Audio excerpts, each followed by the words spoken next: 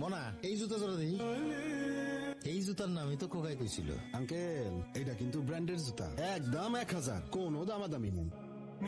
বাবারে আমি 300 টাকা দিব। কাকাই তো দেখি ব্র্যান্ড বুঝে না। যাও আর 50 টাকা বাড়াই দিব না। পিচ্ছি এটা ওটা পুটি আর ইলিশের দাম কি এক হয় কাকা? খোকা তো এই জুতার কথাই কইছিল। মনা এই জুতা জোড়া পাই দাও তো। আমার খোকারে লাগবে একেবারে সাহেবের বাচ্চা গো মতন।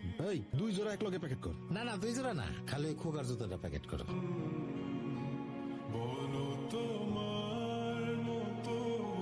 মুসিদে দিয়ে সেলাই করা একটু পালিশ করলে একের চকচক হয়ে দেবো। তাই না মনা? কাকা আপনারটা? বাপ হও তখন বুঝবে।